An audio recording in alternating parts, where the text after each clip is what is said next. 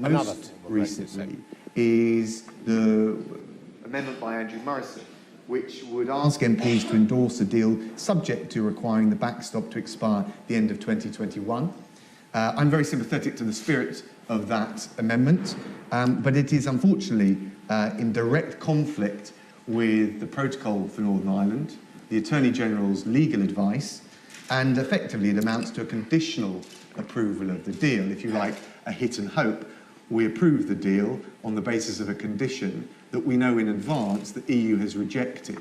I can't see that that is a legally acceptable way to proceed for them or for us, and I think actually it would amount to bad faith in terms of the negotiations.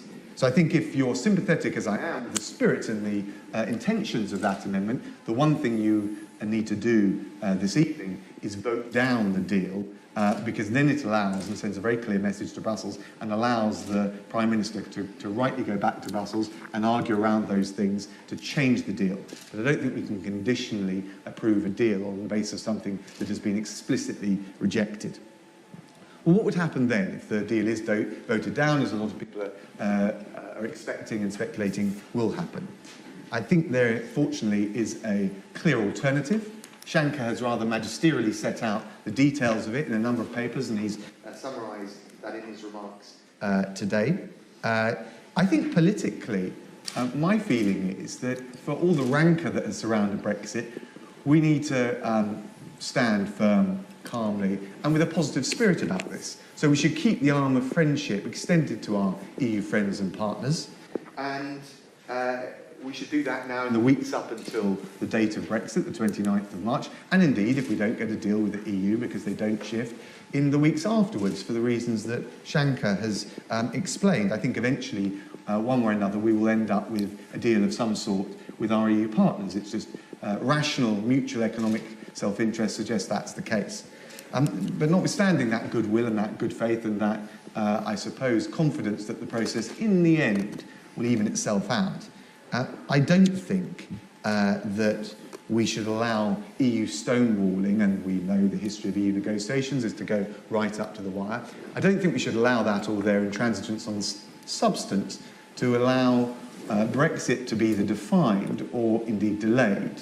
And we have in primary legislation, the EU Withdrawal Act, a clear date for leaving the EU on the 29th of March, and there isn't anything for all the shenanigans in Parliament that will alter that unless there is primary legislation. Primary legislation can't happen in practice.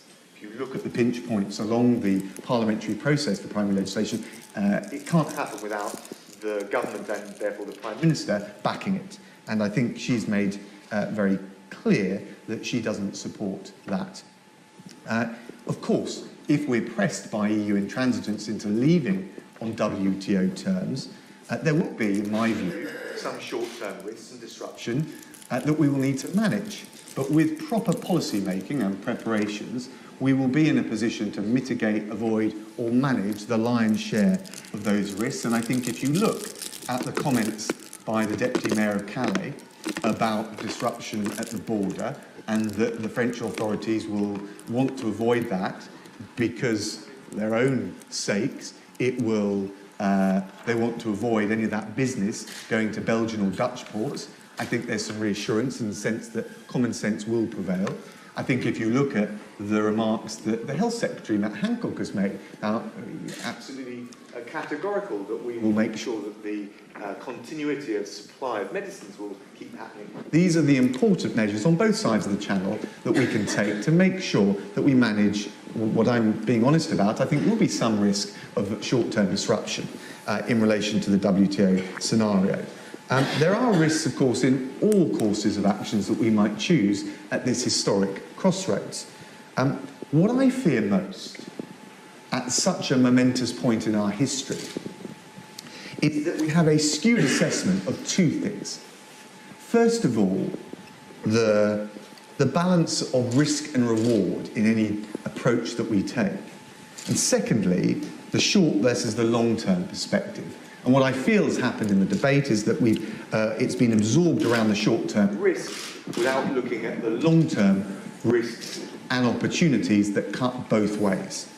I think the opportunities of Brexit, the optimism of Brexit, certainly the hope and that spirit of renewal and revival that fired up people to vote to leave the EU in June 2016, has rather been drained by the tortuous haggle that we've been under with Brussels, but also, frankly, also the way the government has approached it as solely a risk management exercise. And I think we need to get a more balanced approach between risk, reward, short-term, long-term.